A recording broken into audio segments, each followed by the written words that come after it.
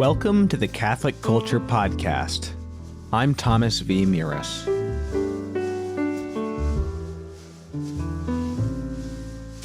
This podcast is an offering to the Holy Family and, less importantly, a production of CatholicCulture.org.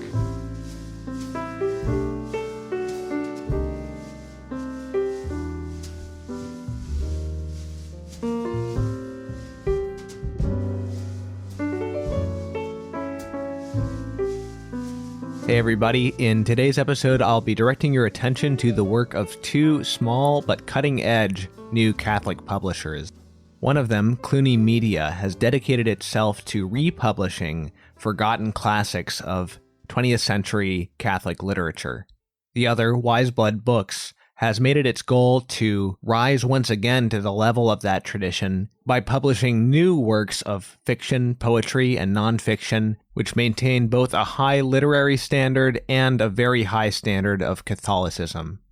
Now, regular listeners of the Catholic Culture Podcast will already be familiar with some of the output of both of these publishing houses. So just recently in episode 69, I featured a new edition of an anthology of the poetry of the English martyrs called Lyra Martyrum, which was published by Cluny Media. And then two books from Wiseblood Books have been featured on the podcast. First, Dana Gioia's The Catholic Writer Today and Other Essays, and also James Matthew Wilson's poem The River of the Immaculate Conception back in episode 57. So I'll be speaking to the editors-in-chief of these publishing houses. The bulk of the episode is my interview with Wiseblood Books editor-in-chief Joshua Hren, followed by a shorter interview with John Emmet Clarke, who is the editor-in-chief of Cluny Media. Now, because I know some of you louts don't always listen to the whole of each episode, I'll point out just from the outset that there are some discounts at both of these publishers available for my listeners. With Cluny Media, you can receive a discount code by using the special link, which I will put on the show notes page for today's episode, and signing up to their mailing list, including Catholic Culture Podcast, in the affiliation tab of the form, and then they'll email you the discount code.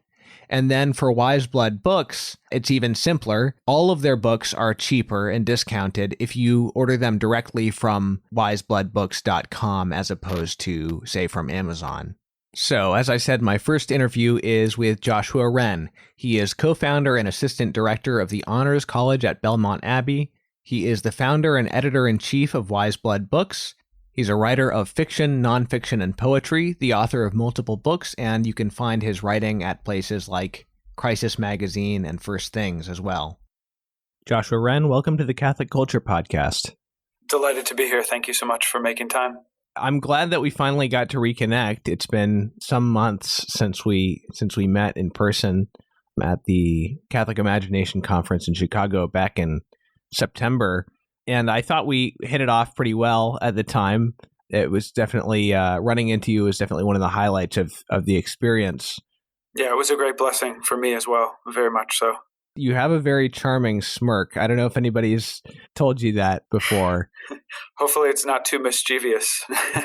No, I just noticed that sometimes there'll be a group of people in a conversation and you'll be listening to someone and you just have this little smile. It's not like a contemptuous smile, but like it's such a small smile that's why I use the word smirk. Yes, you have to really work to make me show my teeth for pictures. Let's just put it like that. Right.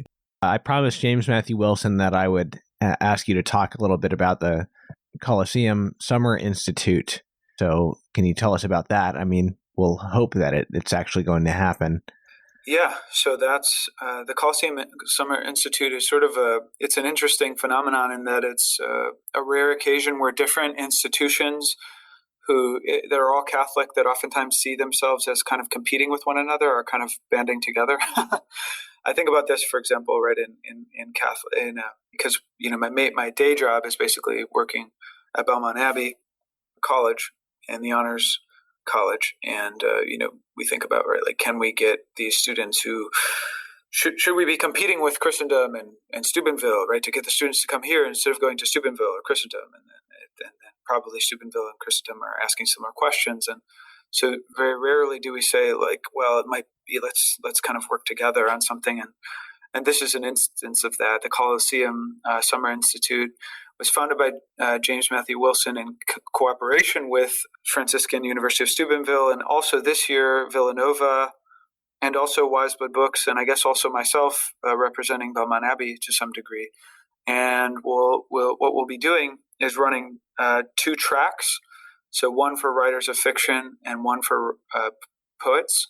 And the goal is to basically just, first and foremost, bring people together who are Catholic and interested in the literary arts. Okay, so one of the things that Dana Gioia heard over and over again for 10 years before he published The Catholic Writer Today, and since he published it, is the same old story of, right, like all these Catholics that he would meet when he was going out doing readings or giving lectures, and they would say, I love writing, I love reading, I love my Catholic faith, but I don't know anyone else who loves their Catholic faith and loves writing and reading, And so one of the things we want to do is just bring people all together into one place.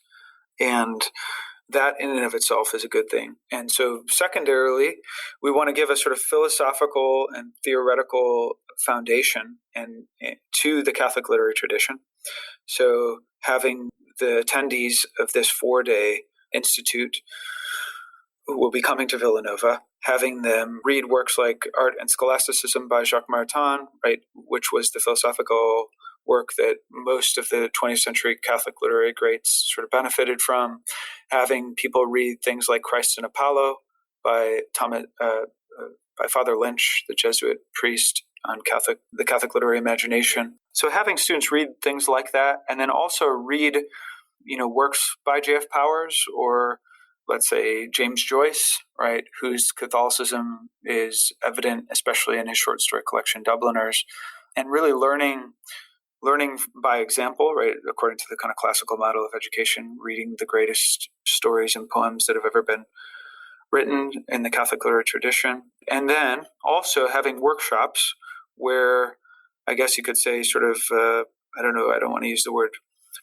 experts, but basically like sort of people who have devoted their lives to fiction and poetry, in this case, James Matthew Wilson and myself, leading workshops on looking at students' works and giving, let's say, we'll have everybody in the workshop give, 3 critiques and 3 compliments, 3 pointed critiques and 3 compliments.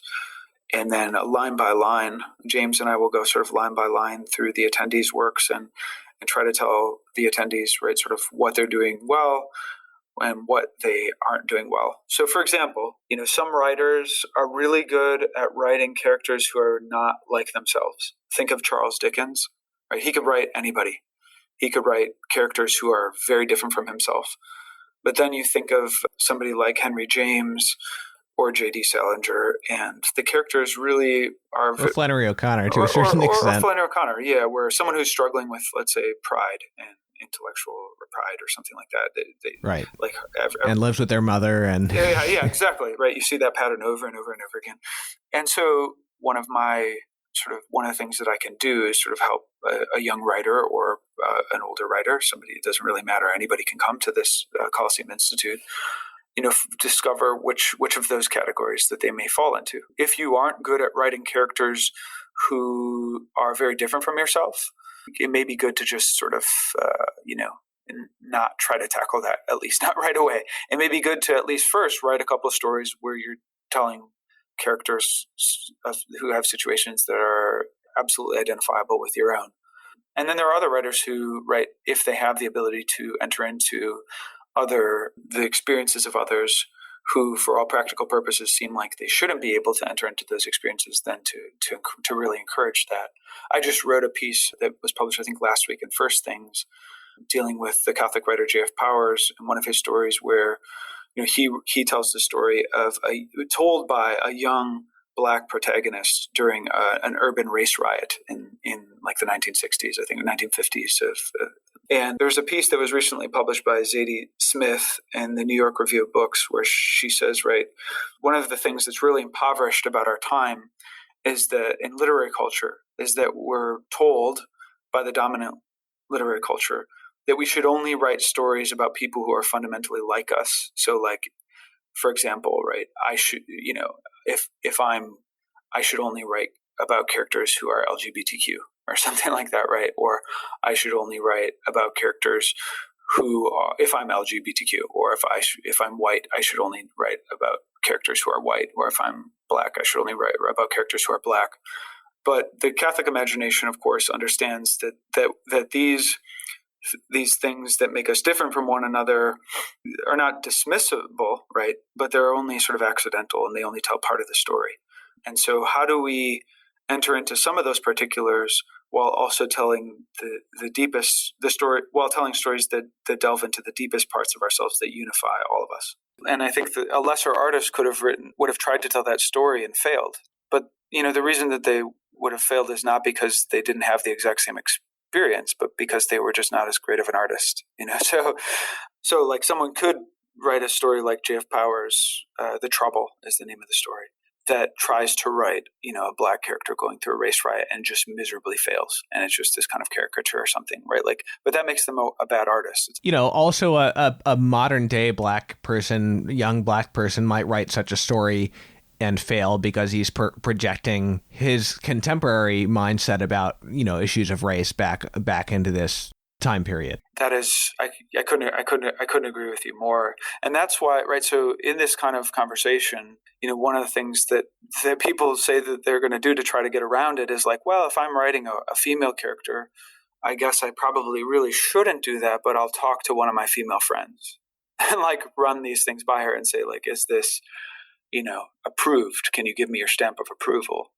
The weird thing about that is, right, then you're sort of acting like that one person is able to speak on behalf of everyone. And that I thought wasn't something that we were allowed to do. So there are all kinds of sort of logical inconsistencies. The other part of the argument that I've heard is that let's say white people can't write black people, but black people can write white people. On what grounds? Well, because they've been oppressed and they understand their oppressor better than their oppressor understands them. I don't know how that may be the case, right? That may be the case for certain particular writers, but there's no guarantee. Think about Frederick Douglass. Did he understand his oppressors very well? Probably better than they understood themselves in many ways, yeah. But you can't just sort of a priori assume that. The main thing I wanted to talk to you about today is your press, Wiseblood Books. So the Wiseblood Books catalog has quite a variety of offerings, from fiction to poetry to nonfiction essays and criticism of various kinds. What's the sort of unifying philosophy that goes into making your selections? Sure. Yeah. So our sort of tagline is that we are wide-eyed for continuities of beauty and wide-eyed for continuities of truth. And that word continuity is really important. We are basically, our sole purpose is to advance, to further the Catholic literary tradition by building it on the great writers of the 20th century, 19th century, all the way back to Dante, who preceded us. And of course, taking Wiseblood, Flannery O'Connor's novel, as our flagship, it is true that we are especially open to or interested in works that employ the grotesque as an aesthetic, so that use different situations of the extreme, making things more grotesque than they would appear to our eyes in a day-to-day way, in order to sort of shock us out of ourselves and to shock us into the fullness of truth. So we're especially sort of eager to find works that follow in the line of O'Connor in that way. But more broadly, just any work that finds redemption in uncanny characters, uncanny situations, would be welcome to us. Any work that articulates faith and doubt in its incarnate complexity.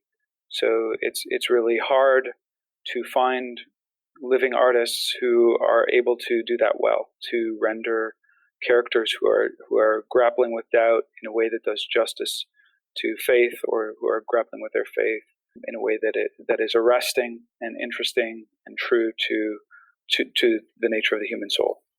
The typical lifespan of a small press is 5 years. So if you can make it for 5 years, that typically means that you're going to last for the relatively long haul. and if you can't, you sink pretty quickly after that. That's just sort of the typical trajectory. I need to give justice where justice is due to all of the donors who have supported Wiseblood over the years that have allowed us to continue to be really picky with the books that we publish. So, my full-time work is really as a professor, and I do Wiseblood on the side. For the last 5 years or so, we've published on average 2 books a year. And for the last 2 years, we've been doing solicitation only. So we don't really have our gates open for unsolicited submissions. And that has enabled me to have an extremely high standard in terms of the short stories and novels and essays that we're publishing. On the sort of low overhead outreach side of things, you have an interesting selection of smaller booklets that you publish that you can get for like $5. For example, Dana Gioia's essay, The Catholic Writer Today, which you also published in a larger collection with a number of his other essays, which I spoke to him in an earlier episode of this podcast about. So it's kind of interesting that you are able to sort of get your tendrils out there easily and give some of those away or sell them for relatively cheap as a way of sort of piquing people's interest in these offerings of Catholic literature. Yeah, that's really one of the things that has helped the most is to publish that series of Wiseblood essays in contemporary culture that you're referencing. And each of those works is written by men and women of profound depth and intellectual capacity, but they're all written on a middle brow level. So trying to write in a way that's interesting and engaging for someone who knows the ins and outs of the things that are being discussed. For example, Ryan Wilson's How to Think Like a Poet. Ryan translates Greek and Latin poems. He knows literary modernism better than most. And when you're in his presence, you could just sort of pick up the crumbs of his intellect and walk away more than happy. But he's able to, in his Wiseblood essay in contemporary culture, use his rhetorical skills as well in order to try to make the case to a broader audience that poetry matters and that it's possible to, at least in some sense, think like a poet. So in all of those works, the goal is to really galvanize the conversation that's happening about Catholic literature and the importance of literature more broadly, and also to educate people into what I call the lost inheritance of our Catholic literary heritage. So I just referred to your publication of Dana Gioia's essay and his collection of essays, and you've also another Wiseblood publication that's been discussed on this podcast in the past is James Matthew Wilson's River of the Immaculate Conception. Both of those are really well respected, not only as poets, but as cultural commentators in the Catholic world and especially in Dana's case, well outside of it as well. That must be very helpful to sort of getting Wiseblood off the ground, I imagine. Mm-hmm. Absolutely. Yeah. So I first reached out to Dana Gioia. I'll be honest with you, and I've told him this. I didn't really understand his stature at first. I basically just read his First Things essay, The Catholic Writer Today, and because I had been involved in a number of different Catholic literary publications and movements that varied from sort of national publications to just reading groups that were thriving, I sort of took issue with a number of the contentions that he was making about the decline of Catholic literature in our time. And of course, I had a very sort of subjective, narrow view of this that I was arguing from. And I wrote him a 14-page letter, and one of the eternal banes of a public intellectual's existence is that they typically work at a university, which means that their email is open to the public, and so anyone can write to them. So that's exactly what I did, and I suppose I expected no response, as I expect no response to most of the people that I contact in response He's very generous with his time, I found. But he was extremely generous with his time. In fact, he wrote me, as I mentioned, my letter kind of critiquing different parts of his argument was 14 pages long. His was, a couple pages in response, and then immediately he asked to talk on the phone. So we struck up a friendship early on that has really blossomed into a mentorship. And he is one of those people, I can look back on my life and sort of see, first and foremost, the hand of Providence. And I don't mean that in an oversimplified way. I also see the hand of Providence, of course, in different downturns in life. But in terms of, sort of the most encouraging one of the most encouraging hands that has ever reached out to me in my adult life is Dana Gioia. And there really is a sort of before and after, because he was the sort of perfect mentor to turn to when launching something like Wiseblood. I had already launched Wiseblood, 6 months before on the feast of Blessed James Ducat on accident, unknowingly, choosing the day to launch Wiseblood, being the one of the patrons of Catholic publishing. Blessed James Ducat was actually a publisher of Catholic tracts and literature in England, right during the time of sort of oppression and suppression for Catholics. At any rate, Wiseblood had been going for a little while, but I can definitely say that we would have just been one of these other stories where we existed three years or so, and then sort of petered out without Dana's assistance and guidance, which continues to this day.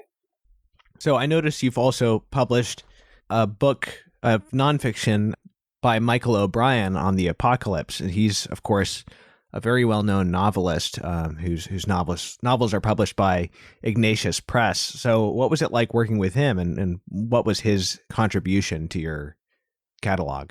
Yeah, so we've actually published 2 books by Michael, or at least co-authored by Michael O'Brien. The first is a book on the apocalypse, and the second is one that we put out through a kind of an imprint, I guess you could say, of Wiseblood, which is called Divine Providence Press, and it's called Abusive Sexuality in the Catholic Church.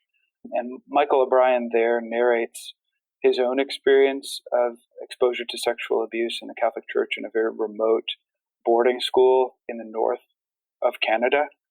And he had told that story before in a sort of more limited way, but in light of, I guess, what is kind of now colloquially known as the Summer of Shame of 2018, when sort of all the latest wave of sexual abuse allegations and confirmed cases were made public, he wanted to make his story better known in response to that. So he has a good portion of contribution to that book, Abusive Sexuality in the Catholic Church. It's co-authored with Gabriel Kubi, and there are some other essays in there as well.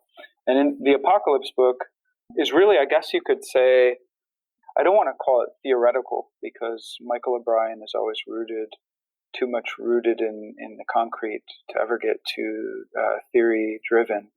But I guess you could say it's a philosophical and theological backdrop to his novels that probe the problem of the apocalypse. So, if you think of Father Elijah and Eclipse of the Sun and his other novelistic explorations of the apocalypse, where you see these ideas worked out through characters and action and different scenarios on the global scale.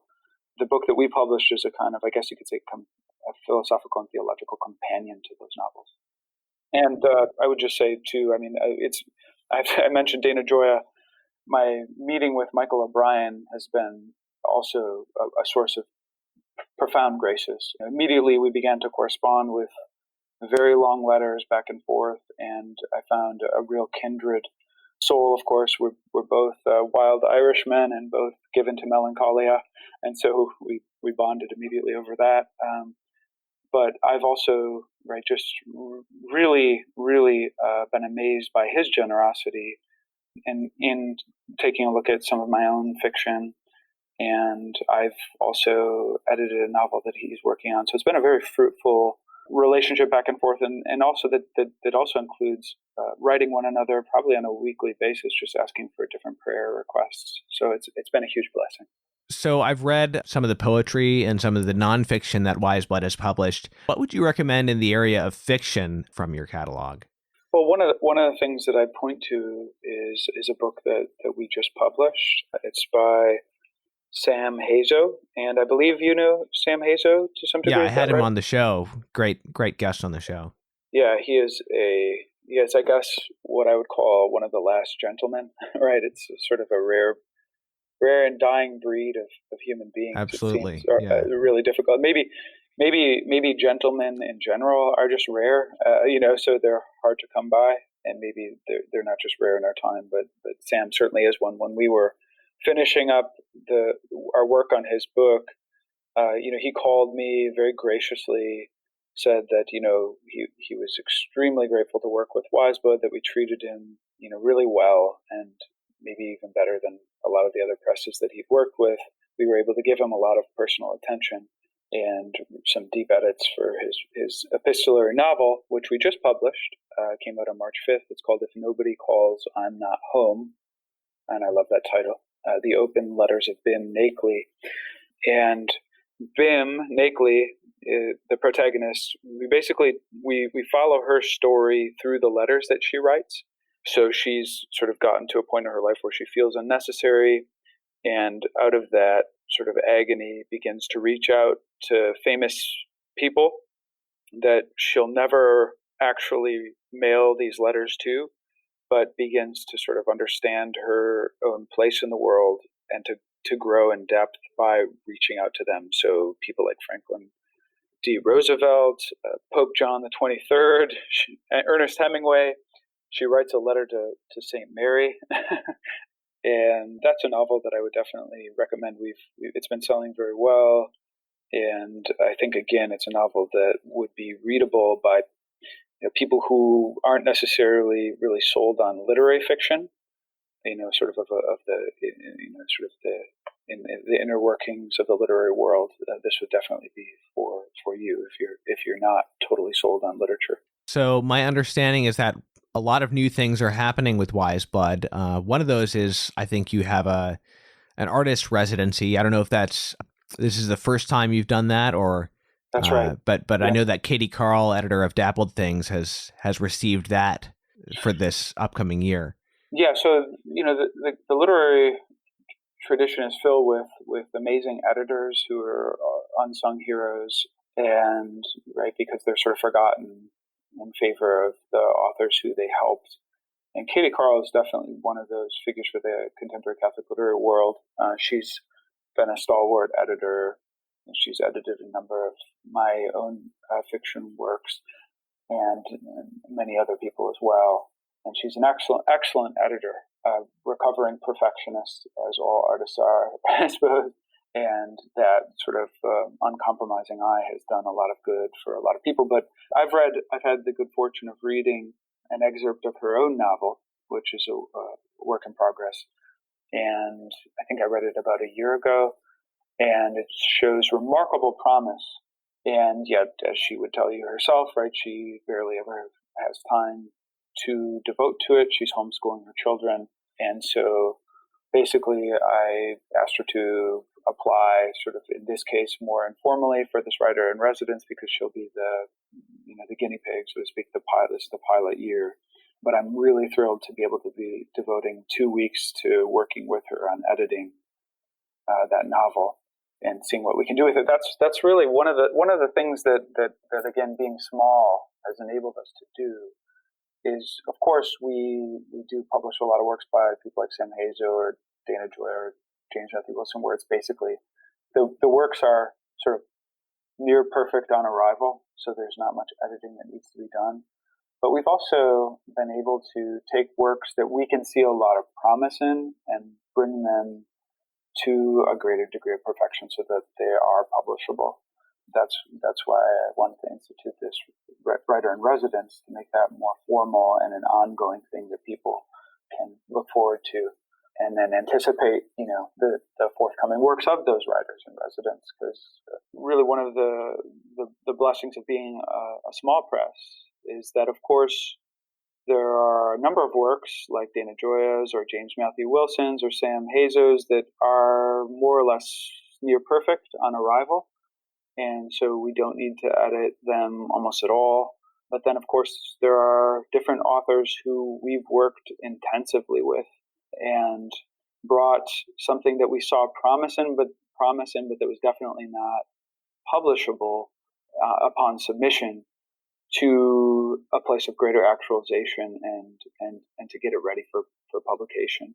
So, right, we really wanted to institute this writer in residency so that we could do that in a sort of stable way year after year and give some of our readers something exciting to look forward to hopefully read these works that are coming out of these residencies.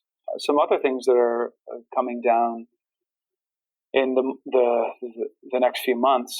We just received an extraordinarily generous grant, $40,000, and it's a renewable grant. So we'll receive it this August, and then we'll receive another $40,000 in August of 2021. And that grant has enabled me to negotiate with Belmont Abbey to, for next year, reduce my teaching load and also reduce my salary because I'm able to then use some of that grant to pay myself so that I can devote myself more to Wiseblood. As I may have mentioned earlier, for the last 5 years or so, as I've been devoted primarily to teaching and academia, I have really not been able to do much more than edit one work a year for Wiseblood, and I want that to change because I am bad at a lot of things. You can ask my good friends who are honest and my spouse and my children and my confessor. But one of the things that I think that God has given me to do in the time that I'm here is to be an editor. And I think that that's one of my greatest talents, maybe besides fiction writing. And so to be able to bring that to bear on works that could comprise this partial revival of the Catholic literary tradition, there's nothing that I'd rather do. Let me ask you about the role of an editor, because it's something I'm curious about, because, being more familiar with the history of music myself, there's really no analogous role for composers. And it would seem almost insane, to think of a Mozart or somebody having an editor, right? Right. They would have teachers, but at a certain point, they're not submitting their compositions to an editor. So can you give me a kind of apologia for the editor's role in sort of like working on someone else's artwork? Mm-hmm. One of the reasons that it would seem like a bad idea is because, right, you have sort of the ideal of unity, right, and just having the unity across the work would be seemingly under siege, right, if you have multiple people sort of working together almost pseudo-collectively on the same piece. It would seem like it could become a kind of collage or a pastiche, and you could identify when the editor intervened, and when the author was asleep, or when the editor overrode something that the author wanted to be there. And so, yeah, there are good reasons to be concerned, and those things can happen. And certainly when I edit, right, I use track changes in the document and really weigh every single line, every single word, and am very, I guess you could say, unflinching in my insistence that this has to be as perfect as it possibly can be. But all that being said, I give the author the final decision-making role, unless there's just some sort of travesty, right? Like a character that is really poorly written and just has to go, or a scene that is sentimental no matter how many times we try to make it more complex. And so I think that in many cases, right, it can work well for the author to have an outside voice say, this is a poorly written passage or a snatch of dialogue here, and then here's how it might sound. And if you rewrite it like this, let me give you an example. This is how it could read better. I, as the editor, might give them an example. At that point, they might say, absolutely not. The way that you rewrote it is horrible, but the original way that I had it was also bad. So I realize now that I need to refine this, to go back. And the editor's role is oftentimes to alert the author to what they've done badly. That's sort of what Flannery O'Connor says at the end of her essay on the nature and aim of fiction, is that teachers of writing, and I think you could say editors, are also in the same situation, right? We can't sort of make writers become greater in the sense of being able to deliver more, right? But what we can do is point out where things are going wrong, and that is a small thing, but it's a really important thing to make sure that there is not a single note that's false in that work, right? That the author might be so familiar with the work or so immersed in it that they won't see those false notes, whereas the editor can. Yeah, it's interesting. It kind of presents the question of like, well, I suppose ideally the editor is an artist as well, but even so, he's going to be a different artist. That's so right. Certainly, in terms of craft, I suppose there's some objective things, but a lot of it may come down to a difference in vision, and I could see how it would be especially dangerous, perhaps even more dangerous when it comes to suggesting what it should be as opposed to saying how it isn't living up to what it is supposed to be, if that makes sense. Yeah, it does make sense. So, and there have been times on the other hand. So let me just respond to that case where things could go badly, right? The relationship between Flannery O'Connor and Carolyn Gordon. There was a collection of their letters that was just published in 2018, and Carolyn Gordon was the sort of elder Catholic Southern novelist, a convert to Catholicism, who took Flannery O'Connor under her wing and would write these extremely generous 15-page responses to Flannery O'Connor's works, pointing out what wasn't working.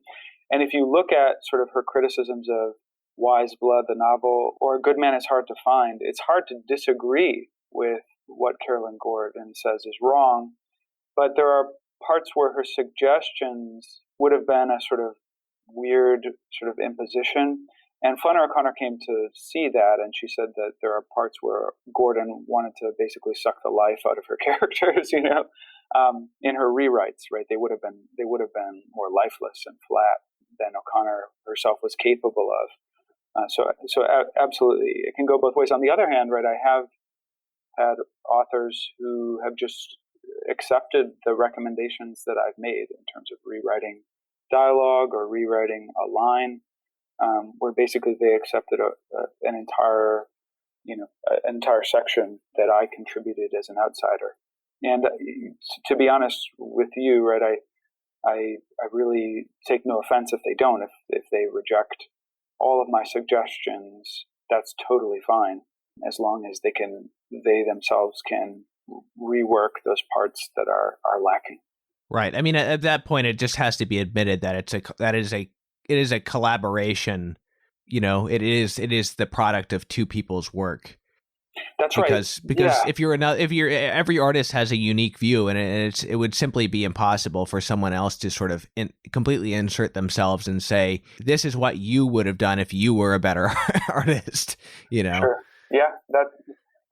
That's true. But I mean, I take pretty seriously also what T.S. Eliot says about, right, the greatest artists steal. And so, I mean, I think that there can be too much of a sort of fetishization of originality, if that makes sense, right? Like the singularity of the artist as well, right? I do think that all artists are imitators, just like all human beings are, and they have imitated and borrowed from artists in almost every single case who are greater than or at least as good as they are.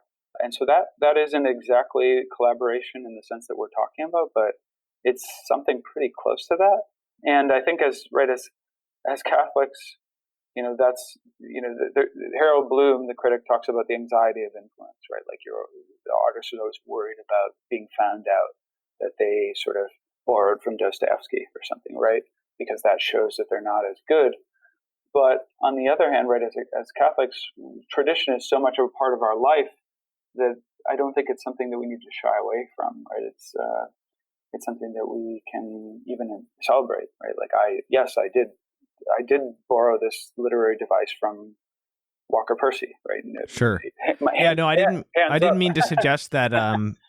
I didn't mean to suggest, that it was a problem that it was a collaboration, but just that at a certain point it has to be admitted where the editor is not this sort of like invisible force that's simply purifying what the other artist has provided. When it comes to making positive suggestions, the editor is adding something of himself into it. And I'm not saying that's a bad thing, but it just means that it had better be a real artist on the other side of the. That's right. That's absolutely right. Yeah.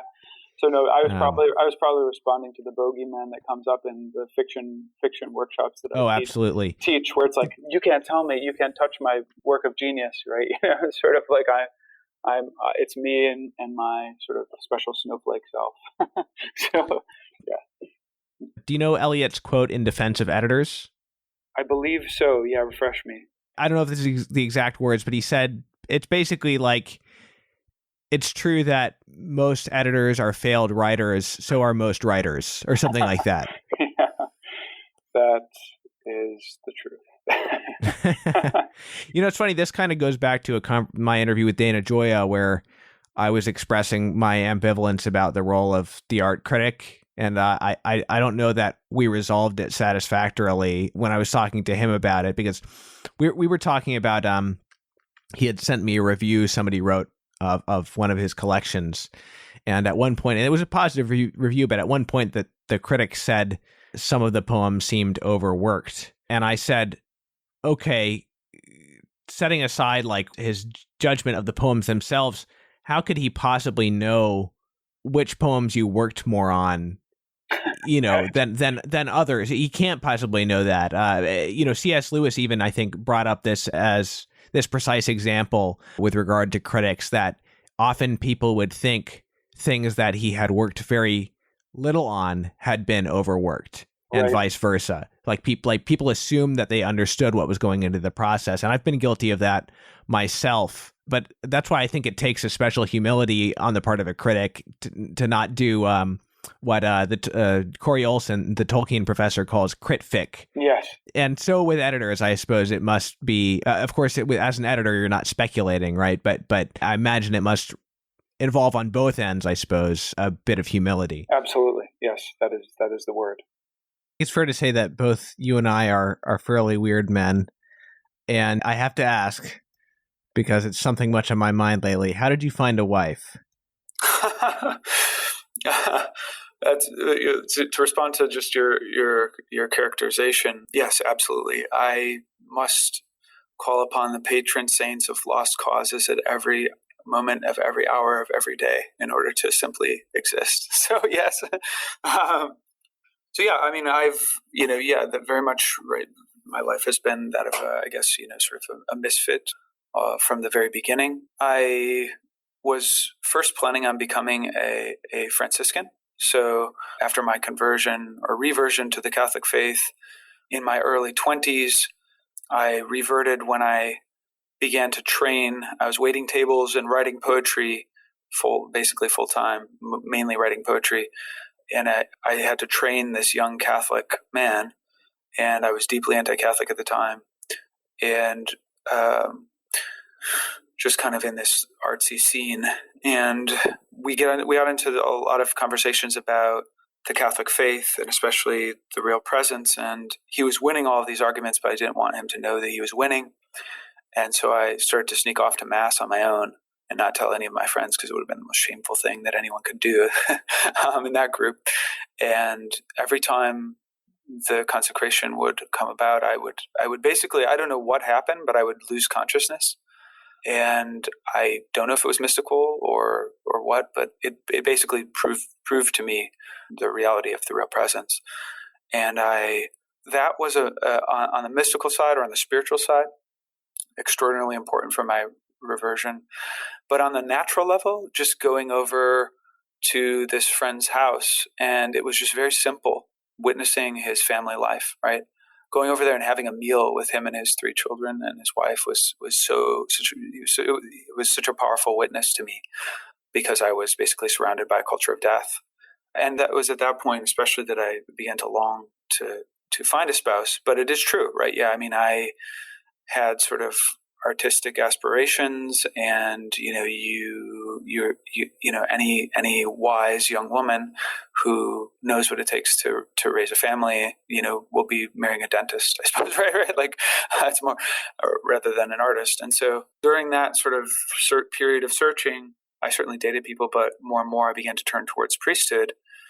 And after, basically, I have to tell this story because I came out to New York to try to join the Franciscan Friars of the Renewal. And that was one of my greatest aspirations. And I really admired their heroism, the seriousness with which they took their vows. They were, the brothers and priests were literally dumpster diving for their food when I went out there. But I had this interview with Father Benedict Rochelle, and it was one of the most memorable things of my life, because he was on a conversation on the phone counseling someone and simultaneously interviewing me. And he was entirely attentive to both at the same time. And what he told me basically is that based on the answers that I gave to this psychological exam, he basically said that, like, I had given the most unusual answers that he had seen in 30 years of interviewing people for priesthood. And it was because there's these different prompts, and I wrote like these 20-page short stories in response to the prompts. So I came back from this attempt to become a religious, sort of spinning on my head, not knowing what to do. And I'm not really inclined to be charismatic. And yet I came back to Milwaukee, Wisconsin, which is where I'm from, born and raised, love the city, would do anything to be back there. But I came back really just confused. And my aunt, who is very charismatic, invited me to a Catholic charismatic retreat. And I think because I was just so confused, I was willing to go. And I got there, and it was sort of the sea of 50-year-old women. In terms of the retreatants, it was like a sea of 50-year-old women. And then it was my wife. And it turned out that she had just returned from Africa, where she was planning on spending her whole life being a missionary. And she had been doing HIV/AIDS work, especially in orphanages, like rocking orphans and taking care of them, with children whose parents had died from HIV/AIDS. And she did that kind of work where she would basically like rock these children. These are the children who, you may have heard of this, right? Sort of like they don't even cry anymore because they gave up on crying, because no one was caring for them. So it's just like the most needy of all needy in our world, right? She was there caring for them. And so we had this in common, that we both wanted to do this work with those who are very vulnerable. But she was not Catholic at the time. The person who invited her was a Catholic who was a sort of mentor for her growing up. And she didn't really know what the retreat was about. I didn't either. And so we didn't really participate in the retreat almost at all. We mainly just talked for 2 days straight. And we took 40 days apart at that point, because we both had we were going in such different directions. I kind of felt a certain amount of guilt about like turning away from the priesthood, because I thought for sure that that's what God wanted me to do. We wrote letters for 40 days. I prayed a novena to St. Therese. And on the last day of the novena, I said, please, St. Therese, if you want me to be a priest, if the Lord wants me to be a priest, please send me a white rose. And if the Lord wills that I marry Brittany, my wife, please send me a red rose. And on the last day of the novena, the communion line at daily mass was rerouted.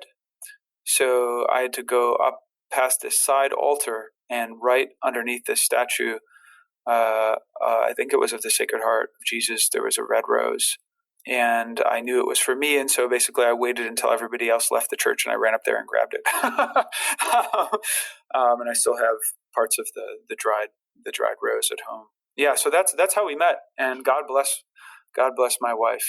She, as you said, we are weird men. She has been infinitely patient and merciful with the many sort of unconventional things that we've done over the course of the last 12 years that we've been married, including Wiseblood Books. And she's been very supportive of all of it. Right? And really, we live our marriage very imperfectly, but fundamentally according to the way of abandonment to divine providence, that especially as articulated by Jean-Pierre de Caussade. And that really is that book like sort of spells out our life together, right? Sort of oftentimes what looks like on a superficial level failures or downturns, right, are always sort of sources of profound Well, I'm really grace. glad I asked that. I got a lot more than I expected. So I'm an Irish storyteller, so forgive me. You asked me a question, and I'll keep you here over a pint of Guinness for a few hours. Great. No, that was great. Let's move on to your own writing. You're prolific in a number of different areas. You've written a number of poems that have been published by First Things. You have a collection of short stories. You've written some nonfiction. Let's talk about your fiction first. I enjoyed reading your collection, This Our Exile, which was published, I guess, in 2018 by Angelico Press. And what I was struck about that, what I was struck by in those stories, in particular, the first one in the collection, which I think is called Wrecking Ball, That's correct, if I'm not mistaken, is the poetic, sort of dense, almost stream of consciousness in some places, style, quality of your prose. And when I say stream of consciousness, I don't mean the stream of your consciousness such that you're just writing whatever comes to you, but in the sense that you're perceiving the character's stream of consciousness in the events that are happening. That's right. Yeah. So just to respond a little bit to that problem of stream of consciousness, in a way, the emergence of this focus in modern fiction on the interior consciousnesses of characters is one of the defining marks of fiction. Joseph Bottom, in a recent book that he wrote called The Decline of the Novel, right, says that the form asserts that all human beings are our interior selves. So we are our interior selves more than our actions, for example. That's what the form, taken as a whole, sort of teaches us to assume or to think like.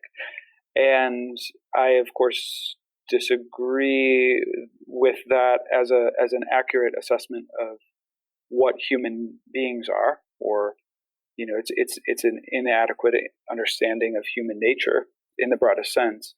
But it is true that there is a sort of development, you could say, or maybe just an alteration that we can track.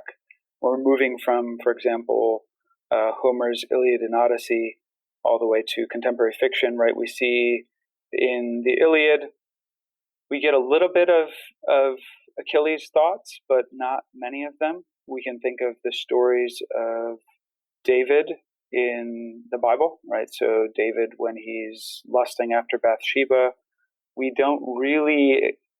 not taken into his interior world, into his soul, to hear those lustful stirrings. We really just see the actions that he takes in response to his lust.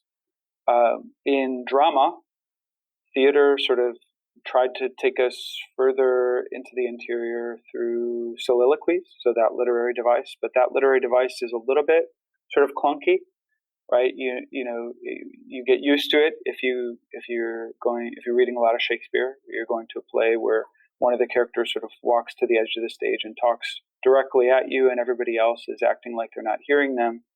But there's also something kind of weird about that, because its artificiality is on full display, whereas the modern fiction really does allow us to swerve back and forth between external action and the most interior depths. I think that all modern novelists explore the interior. Catholic novelists go into that interior and find not just selves that need to be actualized, but God himself, in the same way that Augustine went inside of himself and found God. And so in a lot of my stories, what I'm trying to do is track these characters who live, for the most part, sort of secularized lives, who maybe have some sort of residual Catholicism that their grandmother practiced, and they're barely hanging on to it by means of some, tooth floss, barely hanging on, and somehow bring them into shocking situations, extreme situations, that interrupt and disrupt their life as usual, so that they have to kind of both go further inside and then hopefully outside to have the sacred sort of reasserted in their lives. And they, of course, those characters have to make a decision as to whether they want to accept or reject that presence of grace. But I do try to track it. And so, for example, I think it's the second story in the collection, or it's early on in This Our Exile. There's a story called Sacré-Cœur, and the main character's grandmother had a book by St. Margaret Mary.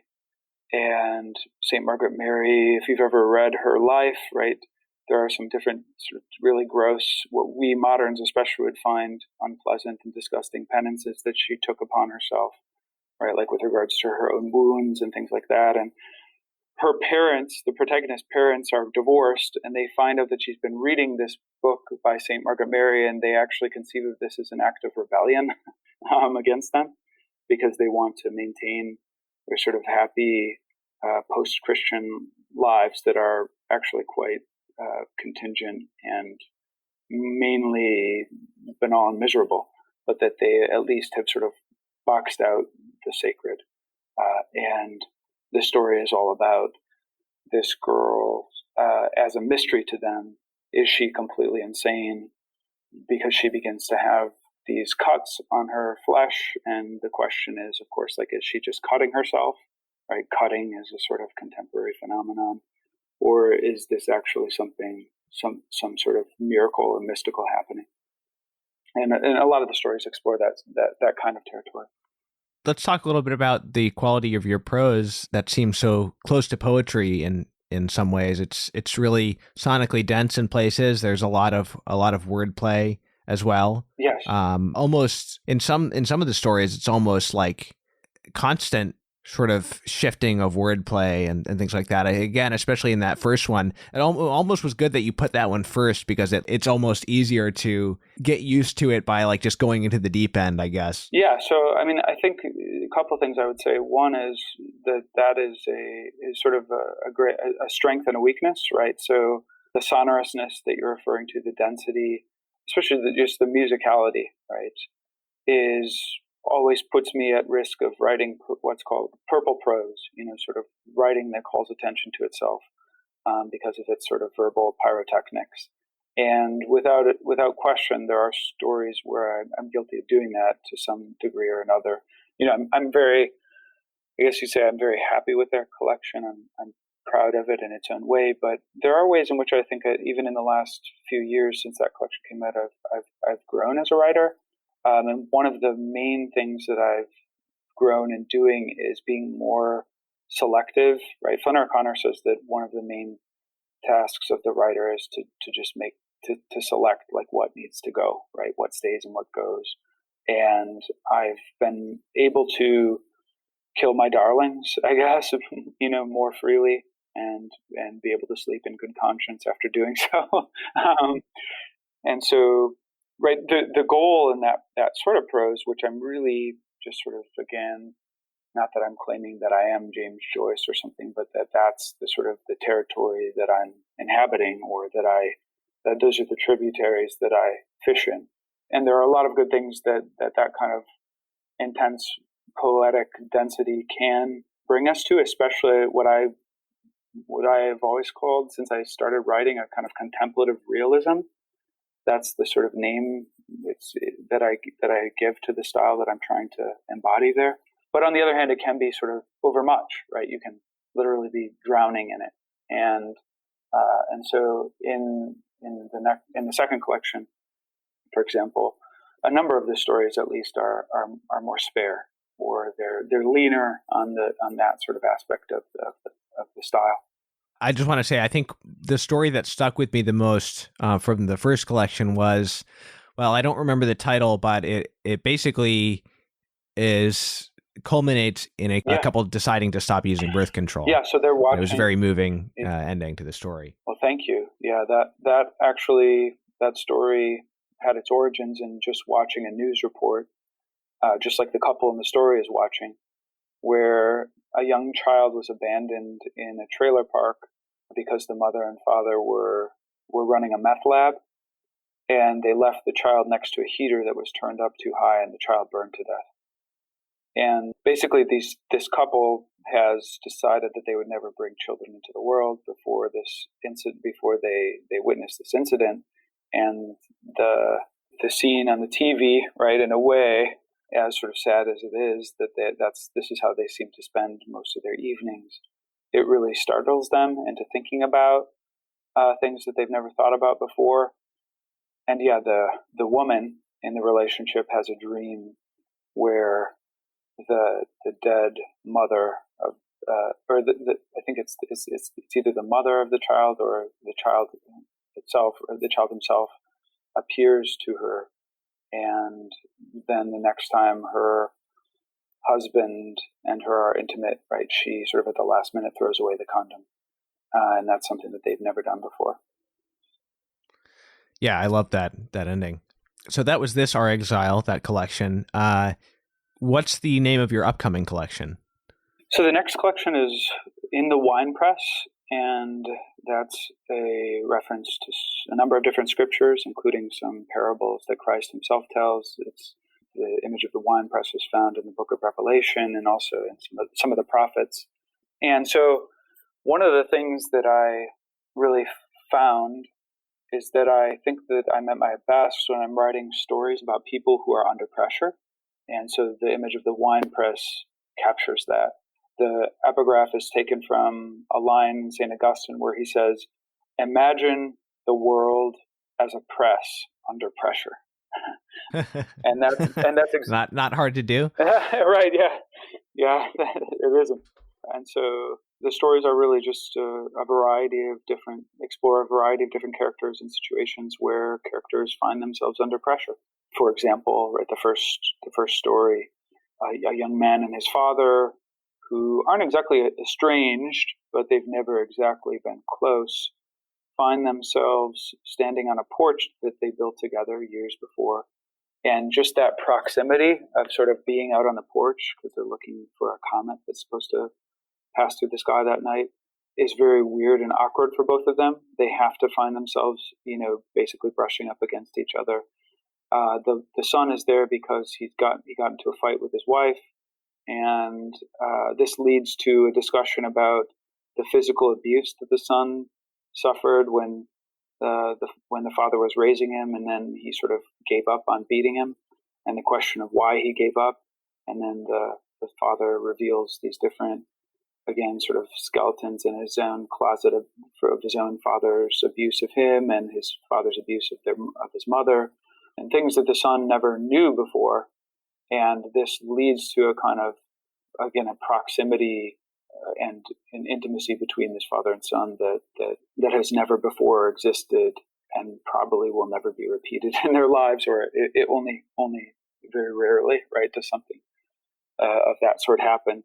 And I won't say more about that story, but some of the others deal with characters who are suffering under the sexual abuse crisis. So in one case, we follow a mother whose husband died, and she's trying to find a father figure, a mentor for her son, and she works it out with the priest that he'll do it. She's a sort of wealthy donor to the parish, and the priest, instead of sort of teaching the boy logic and different classical subjects as they had agreed, ends up abusing the boy. And then the story really follows the mother's attempts to not really lash out violently at that priest, even though she circles his rectory and tries to hurt him at different points. And then her attempt to try to trust another priest enough, which she's able to do by the end of the story, to take her son to him for some sort of healing and a sort of reversal. And then the first priest, who's the abuser, does kind of come around and repent of what he's done, but by the time he's done so, there's a sense in which it's sort of too late. Right, so it's a tragic story in that sense, and it's something that comes up a lot in my fiction classes with my students. They wonder whether all Christian stories have to have a happy ending, And my argument is that, right, on a superficial sense, of course, the answer is no. There always needs to be sort of in the deep structure of a story the the prospect of hope, but hope can be deferred and hope can be rejected too, right, by various characters, and so that's the sort of justification for, at least in some sense, a sort of tragic outcome, right? So to speak, it would be like the narrative of Christ ending maybe before the resurrection, and not every story has to take us all the way through to the resurrection. So let's talk a little bit about your nonfiction writing. Your essays appear in places like Crisis, First Things. You've written for the Imaginative Conservative and elsewhere. You have a book out on Tolkien, on the sort of bringing his fiction into conversation with various political philosophers. I wish we had time to get into that a little bit, but I think we should probably just sort of make a note of that for time's sake and not dwell on it. Sure. But you also have an upcoming book on how to read and write like a Catholic. Yes. So can you tell me about that? Yeah, absolutely. So Tan Books approached me and pitched this book to me. The idea would be to write a book called How to Read Like a Catholic. And the publisher of Tan brought it up because he'd read a couple of different pieces that I wrote in the last year for First Things, where it's a sort of a mixture of theology, literary criticism, and just sort of close readings of different stories of writers who are what I would call, borrowing a phrase from Flannery O'Connor, Christ-haunted, but not Christian or Catholic necessarily. So writers like F. Scott Fitzgerald, who was raised Catholic and wrote a really interesting story about a young woman who goes into a church to try to light her cigarette at a votive candle, to Hemingway, right, who wrote a little-known short story that takes place on Good Friday and follows the conversation of the soldiers who crucified Christ, to David Foster Wallace, who, even though I think he himself put it, right, quote, failed RCIA 3 times, he nonetheless, right, and it's sort of like, he's an interesting figure because he's the sort of poster child for hipsterdom in a way, but he had a deep attraction to Catholicism, and one of his last collections of short stories, these are all the things I'm talking about are things that I analyze in greater depth in the book, but he has this character who's sort of a workaholic and identifies himself with his job to the point that he has dreams of himself looking like the company logo. And yet in his loneliness, right, he suffers from this profound loneliness because he is a workaholic, not married, but wants to be. And he doesn't want to just get sort of married in a sort of contractual sense, but if he's going to move towards something like marriage, he says it sort of has to be in the sacramental sense, the Catholic sense, he says, right, which he has some residual understanding of from the way that he's raised. And so just part of the book then is devoted to these Christ-haunted fictions.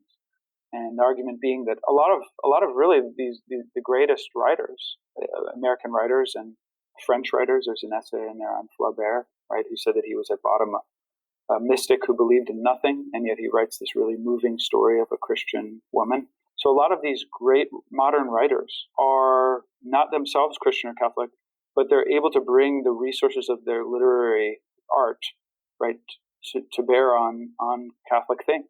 It's not the one with the parrot, is it? It is, yeah. Oh.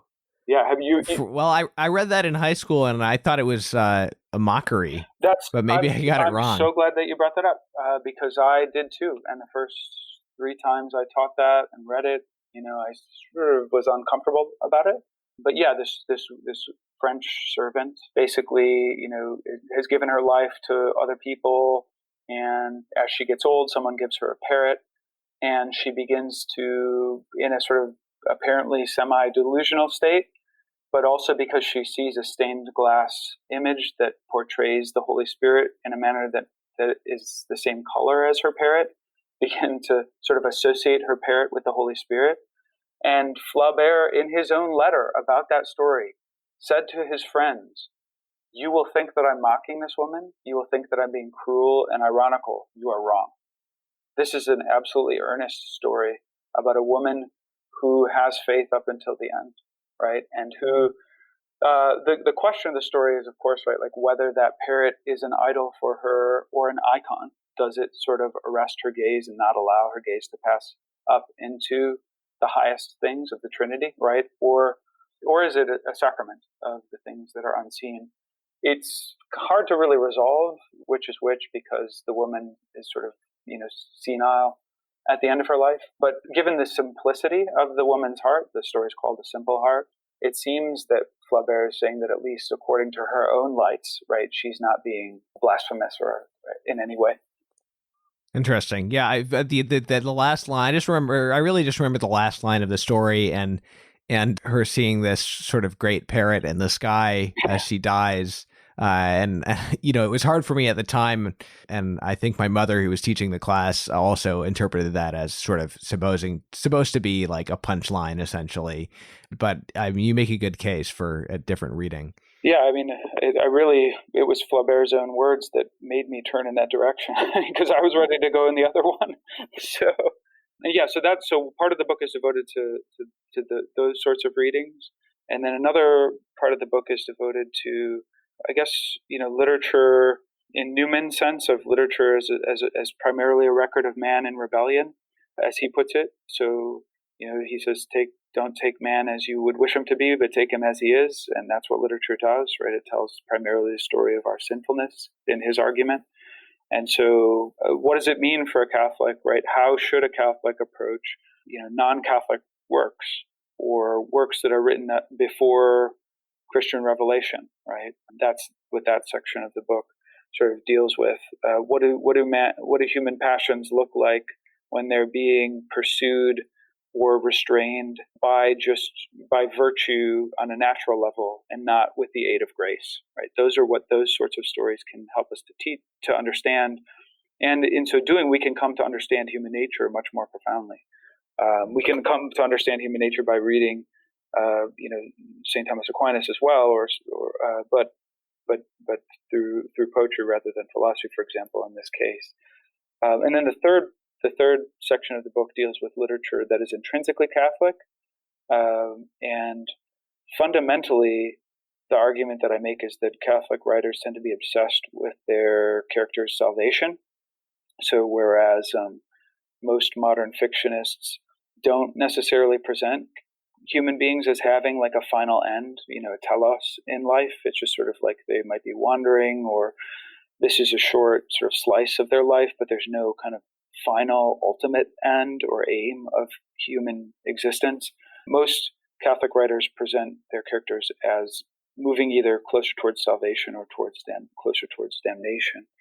And so what that results in is a lot of stories that deal with conversion. Everything from Carolyn Gordon, I talked about her a little bit earlier as an editor. She was also a novelist, and because she was an influential editor, her novels are typically ignored. Cluny Media has recently done a lot of really good work in bringing Catholic novels, works of poetry, etc., back into print. And if we're going to have a Catholic literary revival, we absolutely have to not just have the list of Catholic writers that Dana Gioia gives us in The Catholic Writer Today, but also we have to have those works themselves available to buy for cheaper than $200 on Amazon because it's out of print. So Cluny has done a lot of really good work, and one of the books that they brought back into print is Carolyn Gordon's novel *The Malefactors*. I have a chapter on that. That's a novel of conversion.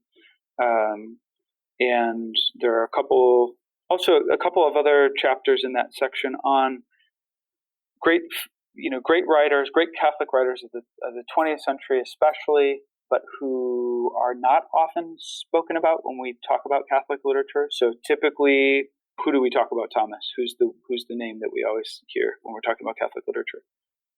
It really would have to be O'Connor, right? Because I mean, sure, Tolkien, but even among Catholic literary types, there still seems to be a little bit of segregation there, don't you think? It's not nearly as pronounced as in the secular world. To me, The Lord of the Rings is the well, look, I'm not that well read in 20th century fiction, but I can't see how anything else would be a better novel. Yeah. Well, technically it's not a novel, it's a romance, whatever. I don't know how you beat him as the greatest fiction writer of the 20th century. Right. So the way that you do it is exactly what you just said. You make the segregation, and you sort of make a distinction between something like realism and fantasy, right? Right. But yeah, you're right. Because Tolkien, I don't know, I'm sufficiently convinced that even purely on a sort of, even on the level of like sort of modernistic techniques, his stuff is amazing with like the meta narrative and all this. I have to agree with you. I do think that he doesn't really hit his stride. I think this is something that Lee Ozer says in his book on Tolkien. So this is, I'm trying to, prevent against intellectual property theft here and not have to, be imprisoned by Lee Ozer for doing this. By saying that, I think this is Lee Ozer's line that I think Tolkien doesn't hit his stride until the chapter Strider. There's a way in which, right, like you can get sort of lost in those seemingly excessive amount of pages walking through the forest and being told that they passed a tree and another tree and another tree. But once we get past that point, I agree with you. I mean, it does reach levels that are sublime. Anyway, this is kind of a tangent, so O'Connor is typically, right, the one in terms of realism, and she herself coined the phrase, right, realism of distances, right, a sort of a prophetic realism that she wanted to develop, and that really, a lot of other Catholic writers are in debt to, including myself. And she wanted to shout, right? She said that famously that because she was writing for a world that lived as though God was dead, she needed to draw large and startling figures, and she needed to shout. And so there's this whole sort of aesthetic that comes out of that revolves around the grotesque. And there's a place for that, but there's also a place for writers like J.F. Powers, who, even though his novels and short stories follow the lives of Catholic priests primarily, operate in a much subtler way, right? So think of someone like, just think of the stories in James Joyce's Dubliners or something like that. There's just this really sort of effaced, indirect exploration of spiritual things that never really gets to the point of shouting at all. And he is, I think, and I have a chapter on one of his works in the book, and he's one of the, again, sort of, unsung greats of the 20th century. I think he, on the level of just the line, in terms of his sentences, he's the cleanest writer, the most careful writer. Walker Percy, the legend goes, is that like once he got the success of The Moviegoer, he never had another editor again, and so his novels, great as they are, can be kind of baggy, and you can read like 5 pages and think, these I could have done without these. You don't find anything like that in J.F. Powers at all. Every single word matters. And, he won the National Book Award even up against Vladimir Nabokov, and yet he's little talked about and little known in our time. And there's all a mine of short stories that have been brought out, actually, believe it or not, through the New York Review of Books. The New York Review of Books is the press that's keeping J.F. Powers in print. So, how about that? Yeah, because I'll just say really quick, that's because I think, because at least one of the reasons is because he was publishing in places like the New Yorker, so it's right. hard. It's hard to imagine a contemporary Catholic writer doing that and right. remaining Catholic. But at that time, there were just different possibilities.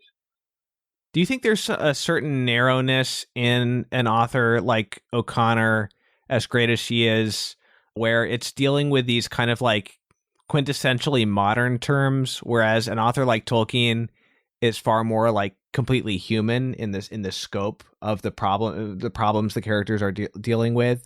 Like there's sort of these like existential crises that, people like O'Connor and Percy, and I'm kind of riffing on a comment I saw in an essay in Dabbled Things a few years ago where somebody made a similar comment to this. But to me, I mean, a work like The Lord of the Rings does give you a sort of a far more like complete picture of the human experience that isn't just focused on sort of like modern neuroses. Yeah, no, I agree with that. So one of the and I'm guilty of exploring those modern neuroses. Also, I think I may have mentioned to you during one of our conversations that my second collection explores a lot of those neuroses, including, a couple of stories that deal with serial killers or school shootings. So why does that happen? Well, one of the reasons for that, I think, is that fiction, not the novel and the short story, which really, sort of developed out of the novel, as its name implies, deals with new things, right? Contemporary, which really deals with, another way of putting it is that it's the art form that had to defend itself as actually being an art form because it was considered low, because it dealt with the contemporary moment of whenever those novels were being written, and one of the consequences of that is that, right, it's really hard to write a novel that will endure and last. Like, it's really hard to write something like The Brothers Karamazov, right?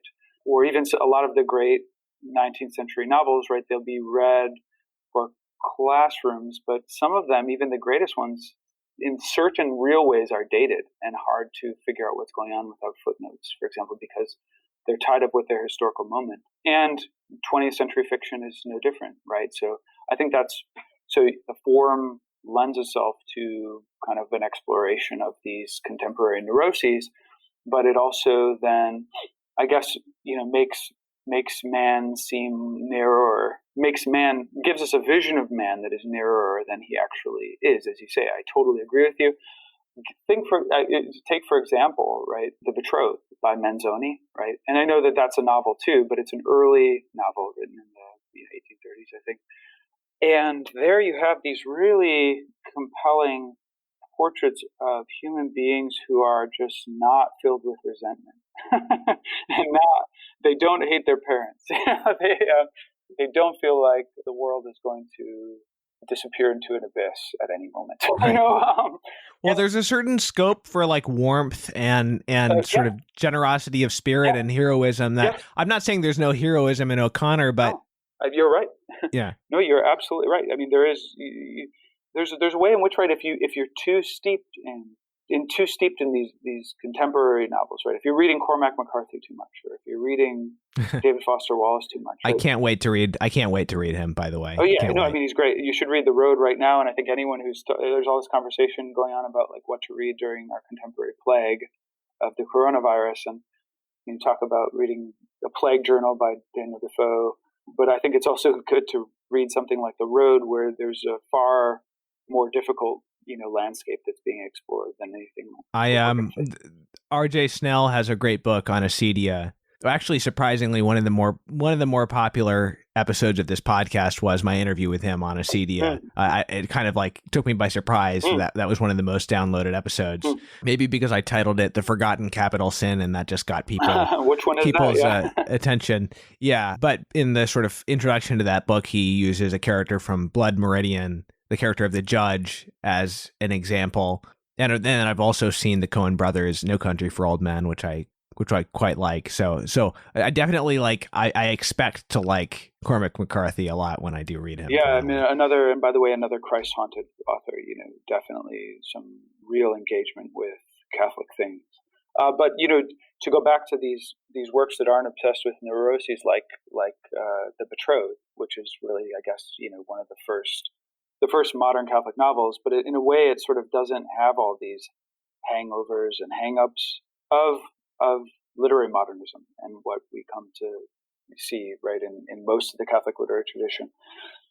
And I think it's really important to return to works like that, to return to portrayals of good souls. And it's hard to write a good character well. I think it was Simone Weil who says that fictional evil is interesting and fictional good is boring, right? The good characters in fiction always seem more boring and less interesting than the evil ones. And there's a lot of truth to that. But Manzoni and others, right, give the lie to that as being categorically an absolute truth. And there's something really cleansing about that. I think it was Stratford Caldecott who said that about going through Tolkien too. Right? I mean, you're obviously passing through the deepest depths of evil as well, right, with someone like Shelob. But you're also, there are sublime heights that you don't typically reach in contemporary fiction or modern fiction as well that Tolkien is able to hit. So you're absolutely, I couldn't agree with you more. Josh, it's been a pleasure talking to you. I'm so happy that we were able to reconnect after several months. Yeah, I can't thank you enough. This has been pure joy. At this point, I'd like to remind my listeners that they can get a discount on Wiseblood Books publications by buying them directly from the website at wisebloodbooks.com. At the show notes page for this episode, I'd like to link to an essay written in Crisis by Joshua back in 2019, which I only just saw today after interviewing him, and it's titled A Crisis of Curiositas. Suffice it to say that if you remember the controversial remarks by George Weigel earlier this year when he was commenting on various Catholic media outlets, this essay, written in September 2019, I think is more like what Weigel should have said. So after the musical break, you'll hear me speaking with John Emmet Clarke, Editor-in-Chief of Cluny Media.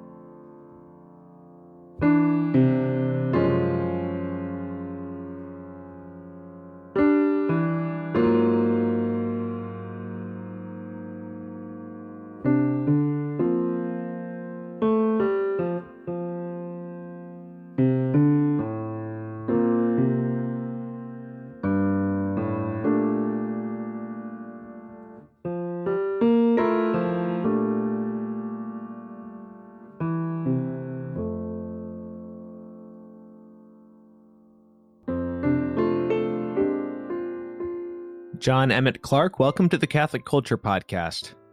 Thomas, thanks for having me. So maybe we can jump right in with your publisher, Cluny Media. Yeah, in a nutshell, the mission of Cluny Media is to promote the tradition of the Catholic Church and preserve the past. Largely speaking, the past is the intellectual tradition and content that the Church has fostered, either directly or indirectly in the last 100 years. And then also, though, extending beyond that as needed. But we largely concentrate on republishing forgotten or neglected books. So we are more of a republisher, perhaps, than a traditional publisher.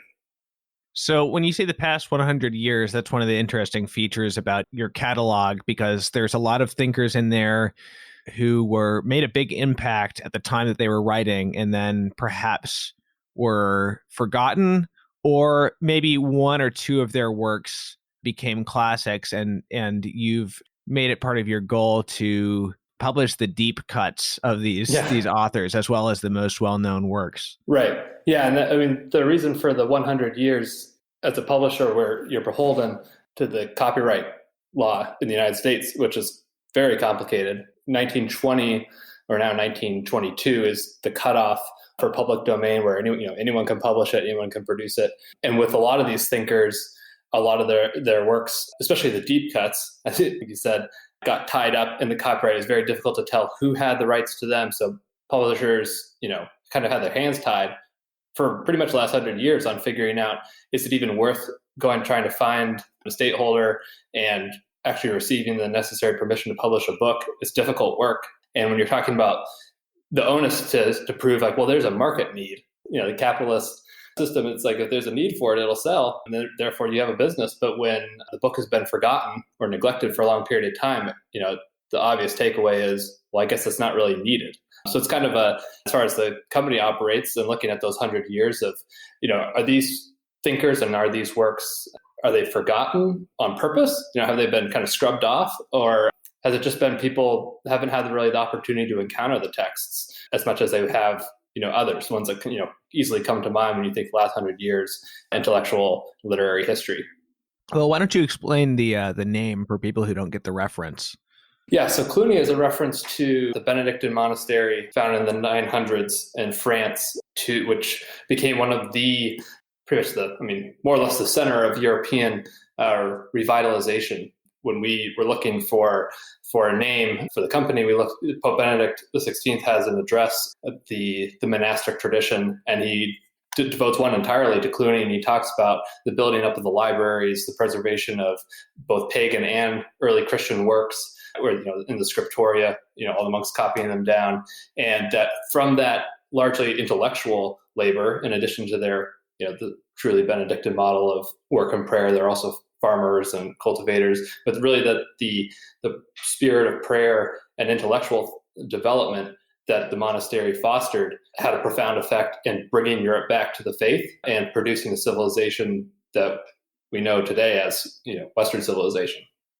Now, when you talk about republishing books, there's a number of approaches you could take to that. I mean, the sort of lowest common denominator is the I forget the name of the publisher or the app or whatever it is that people use to do this on Amazon, but it's like Create Space. Yeah, Create Space. Yeah. Is that what it is? Yeah. So I remember I got a book from the 19th century and I ordered it, and it was like this weirdly thin, giant pages.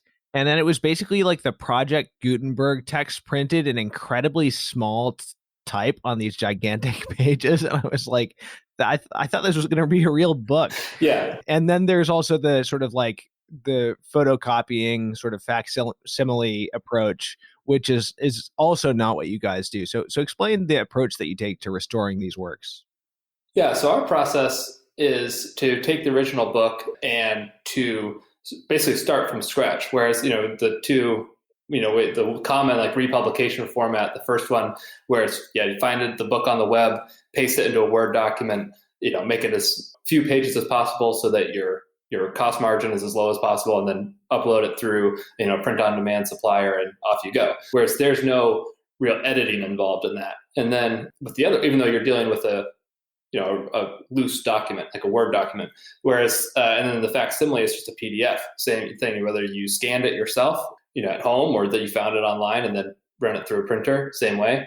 We take the book, scan it, and use the optical character recognition software to basically create a new book. Like someone had just submitted the manuscript to us, and we edit that as if it was, a new submission, to say that you had submitted a book on, how to make a great Catholic podcast, and you'd sent that to us as a Word document. The books that we scan are edited the same way, and made to adhere to the original book, but oftentimes too, we update the references, expand citations so that people know what works are being cited, and then we newly typeset it. So we run it through and basically redesign the book to actually look like a book that you would buy from any other traditional publisher, and newly design the cover, because that's really people do judge the book by its cover. And with that, you go on Amazon, which is the biggest bookseller in the world, you see the image and you can not really know what book you're getting.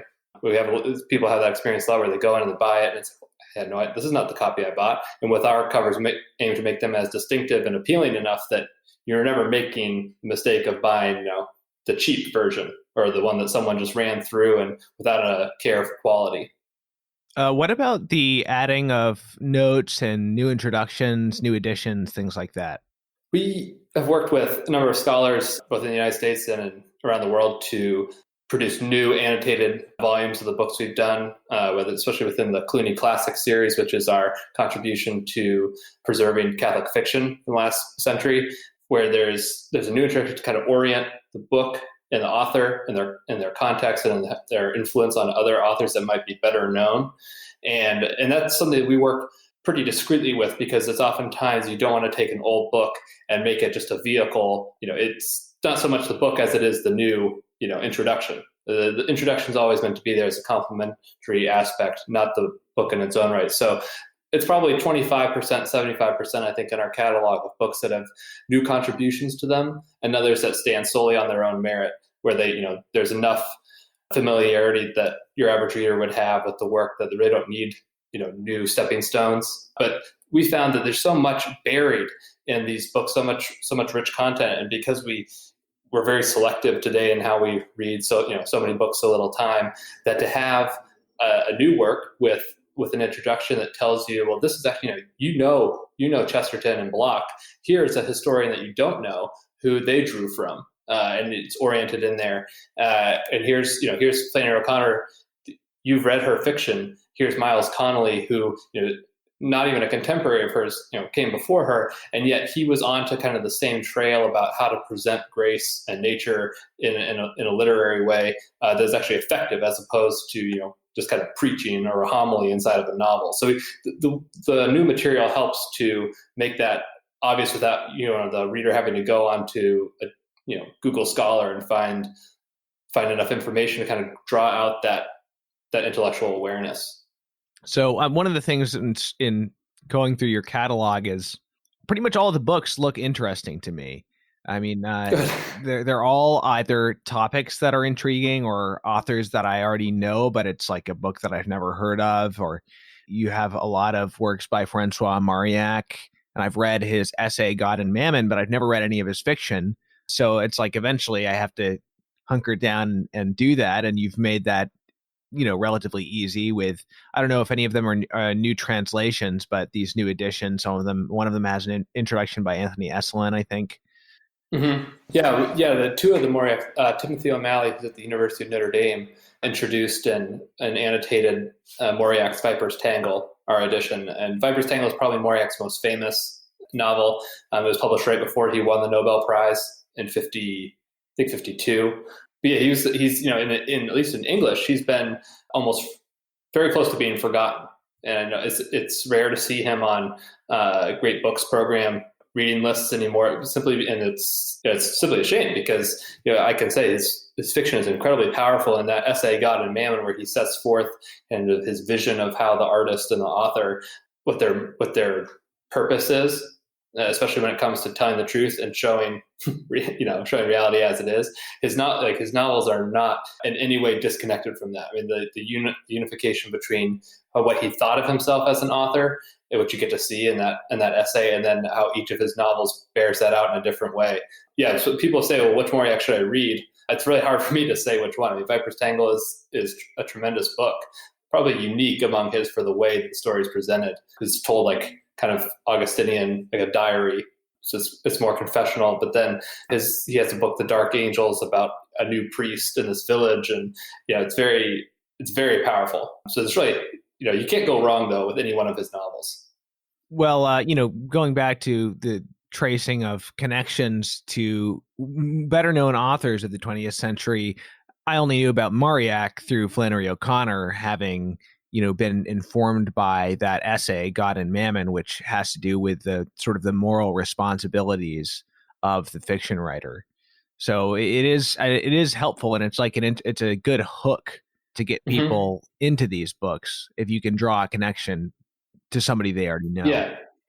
Yeah, and I think, there you can see Flannery O'Connor talks about, she has her line about the South being Christ haunted. You could probably say Cluny's catalog is Flannery O'Connor haunted, because there are books that either informed her, or that authors that she informed. We have Maritain Art and Scholasticism, which was, I think she says, is the most important work for how she developed her sensibility for the relationship between art and the artist. But we see that in a number of the other books we've done. We have Charles Péguy, who is a French poet and essay writer, and he was incredibly influential on Maritain, who was then influential on Flannery O'Connor. Flannery O'Connor was influential for so many people today. And then in between, we have Caroline Gordon. We published her novel The Malefactors last summer, which there's a new book out on Flannery O'Connor and Caroline Gordon, their friendship.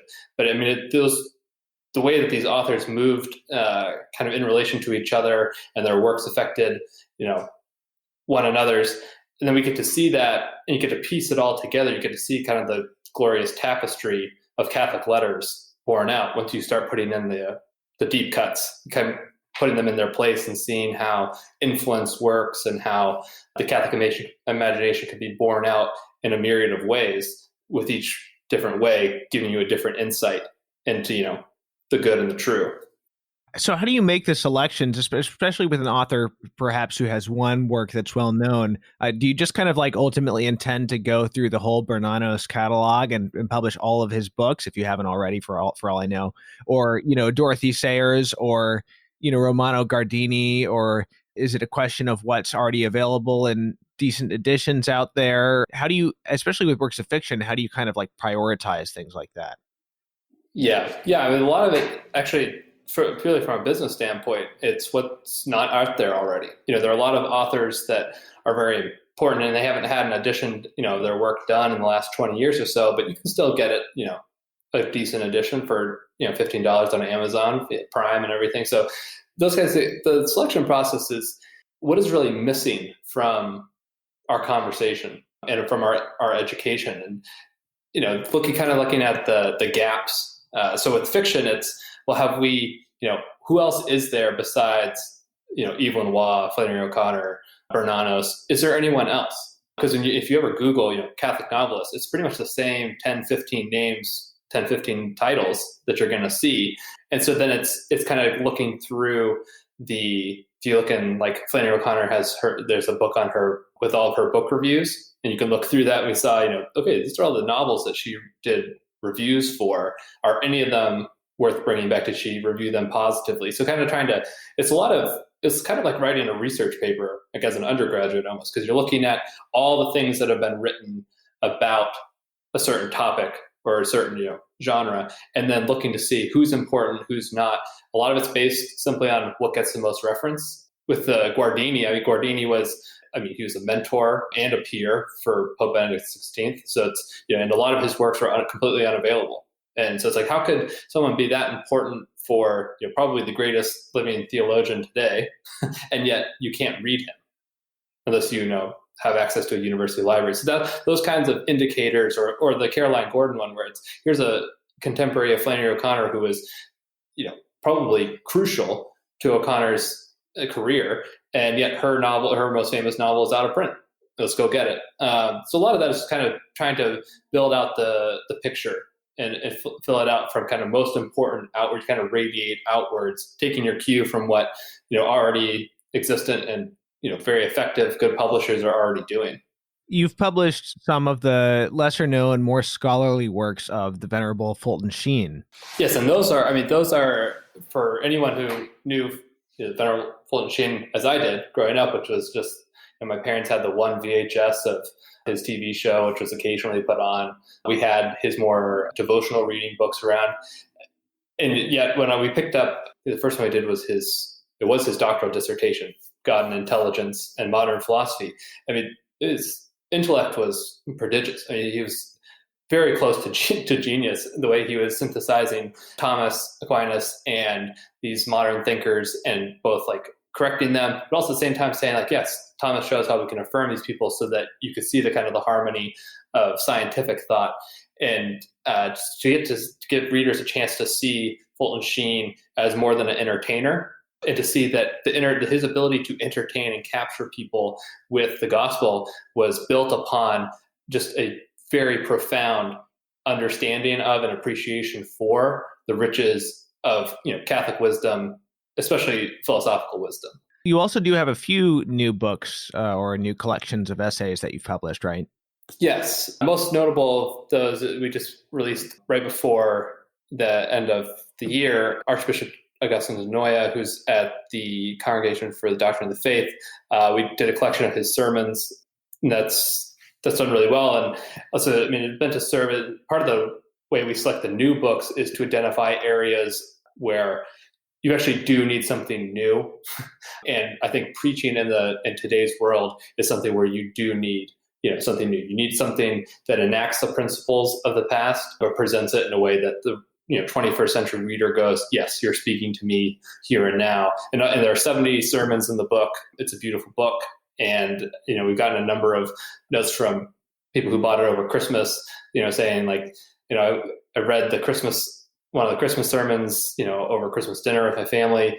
It is a way to dive into the scripture in a way that, unfortunately, a lot of homilies don't accomplish. So that book is there. We also did a new translations of Reginald Garrigou-Lagrange's essays on wisdom. I know you spoke with Matthew Meinert earlier on this podcast, yes. And he was the translator and editor for that volume, just did an amazing job. It's our Thomist Tradition series, which takes neglected Thomistic thinkers of the 21st and 20th centuries and restores their books. And Garrigou-Lagrange isn't really a neglected thinker, but his works can be hard to find in English. And that one is, again, we think a contribution to, here's someone who's been so influential.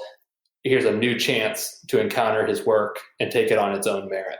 Well, you've just mentioned two Dominicans as your new publications. So why don't you tell me about the Dominican connection here? Because anybody who looks through your catalog without knowing anything about your family would sense a connection with the Dominican Order. Yeah. So I'm the fourth of 8 children, and my 3 older siblings are all solemnly professed Dominican. My 2 older sisters are Dominican Sisters of St. Cecilia in Nashville, and my older brother was just ordained a priest in the Eastern Province of St. Joseph. And I went to Providence College in Rhode Island, which is run by the Dominican Friars. And so basically since I was 13, when my oldest sister entered the convent, the Dominican spirituality has been the one that pretty much defined our household. And then I went to Dominican College and have associated with Dominicans throughout my adulthood. And so there is a lot there, I think, for our current time, especially with the engagement between faith and reason. We live in a scientific age. We also live in an age of scientism. So there's the real need to see reason as it's meant to be, a gift from God, but then also to realize that it's not enough. You need faith. And the Dominicans, 800 years of spreading that word, we found a number of just tremendous authors with OP after their name to grace the catalog. I mean, one of the first books we did was The Spirit of St. Dominic, which is a collection of early 20th century retreat talks by the French Dominican Humbert Clarissac. And we received a note from a Dominican novice who said, the reason I entered the Dominicans was because I read this book. And so, we could probably close up shop tomorrow and never accomplish anything else. And, we'd probably be happy with that, because if that, progresses, becomes priest, that one book can, it's a testament to the fact that one book can change someone's life and then change so many other lives. And, it's to think, here's just one Dominican priest from 125 years ago, and he's had this effect on someone in the 21st century. Maybe we could take a couple of minutes to talk about the origins. We've talked about your family a little bit already, but the origins of this company as a family business. Mm-hmm. Yeah. So my parents are the co-founders of the company. They co-founded it with another family in Seattle, Washington, where we were living at the time. Clarke Dornay was my dad's boss, and they were looking for something to do other than their career, something to support the church. So between the two of them and their support of their families, they put together the Cluny business plan, and we all started chipping in on picking out the books and working on it.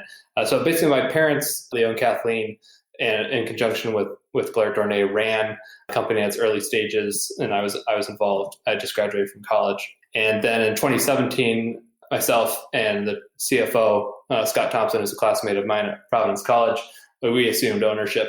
My parents and Clarke were looking to make retirement come sooner rather than later for them. Didn't want to continue just, running another company. So Scott and I have been running it for the last, I guess we're coming up on 3 years now, running the company.